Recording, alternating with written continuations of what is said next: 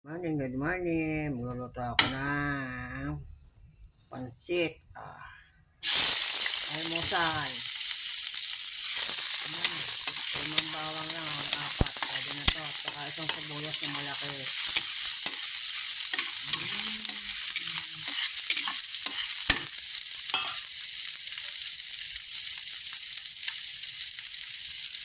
Tingnan natin to para masaya.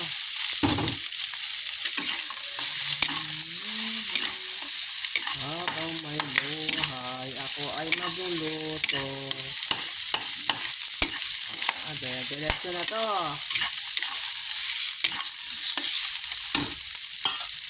Lagyan na natin to. Yung baboy, napakuloan ko na yan. Pinirito ko na ng kaunti. Ayan. Lagyan na natin to. Gula.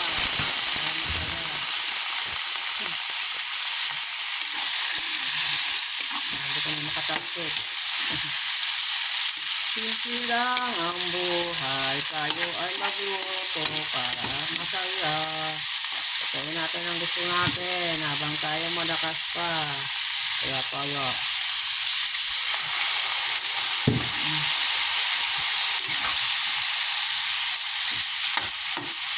Hanggat ikaw'y may lakas pa, kahit may sakit ka na, magluto ka. Ay, naku, ako isang stroke, ay hirap gumalaw, pero pinipilit kong gumalaw at ayokong nakatambay lang at magkaantay na kakainin. Yan. Tapos, kuha tayo ng pansabaw. Kahit lang.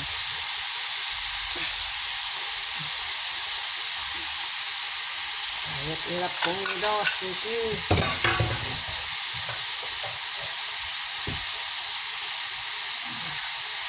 Sabaw yung pinagpakaluan ng baboy kagabi. Lagyan ko pa yan ng suka. Konting-konti lang para hindi umasin. Hirap gumalaw.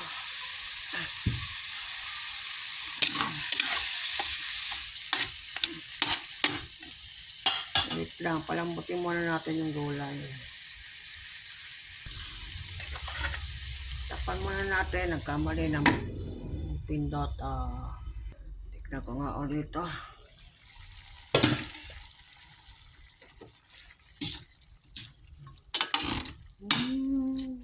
Sarap, wala akong atay pero pwede na to. Yung toyo, nilagyan ko ng 5 patak na kalamansi para mabango ang pansit.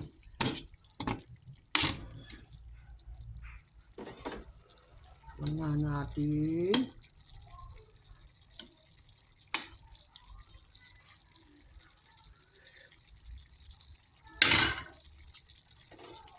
Huwag na kayong mag-aasin sa pansit at maalat na ang toyo. Yan ang sekreto ng masarap na luto ng pansit. Huwag ka na mag-aasin kasi maalat na ang miki.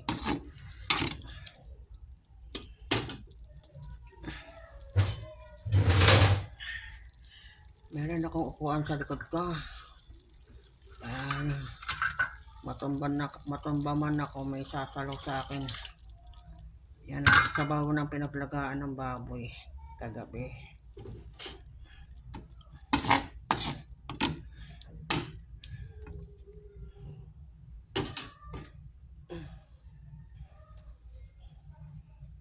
Hirap kumilos pag-stroke ka, pero gusto ko talaga magluto.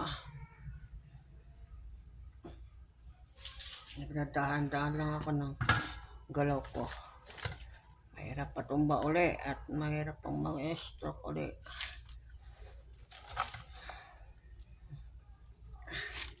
Gusto ko maraming gulay sa pansit.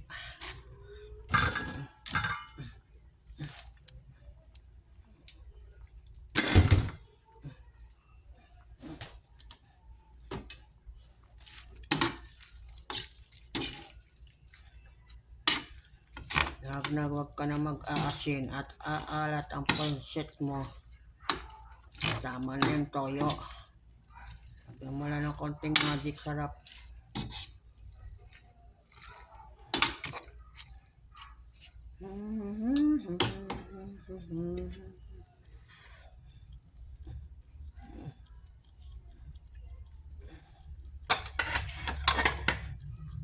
Ganyan natin ang Mickey para diretso na luto. Isang kilo yan, kalahati lang iluluto ko.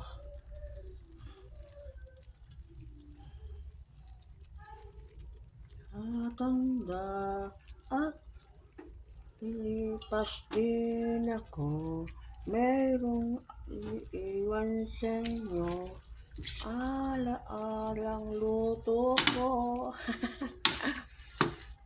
Sarap pansit. Ganyan lang ako magluto ng pansit. Huwag ka nang mag-aasin. Aalat ang iyong pansit. Tama na yung toyo. Tapan natin ulit.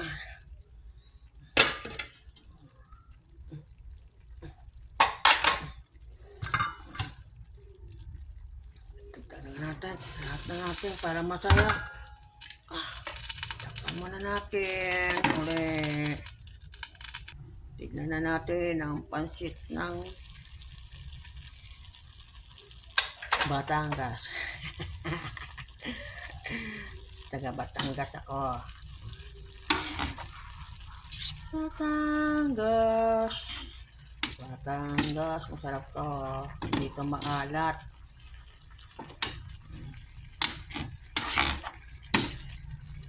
Ilagan nyo yung baboy bago nyo gayatin para may lasa pati. Lagyan ng konting asin.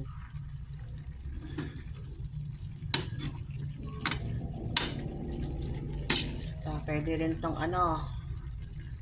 pang ulam, tanghalian, yung pansit. Madami na makakakain nito. Yan lang ako magluto ng pansit. Simple lang.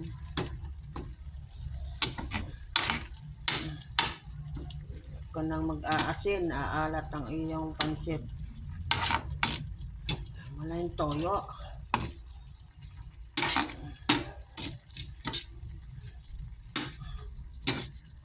Sarap nito kung may atay. Atay ng manok. Wala akong atay ng manok eh. Ganyan lang ang luto ko. Ganyan lang ako magluto ng pansit. Pakilat naman po kung gusto ninyo. Salamat!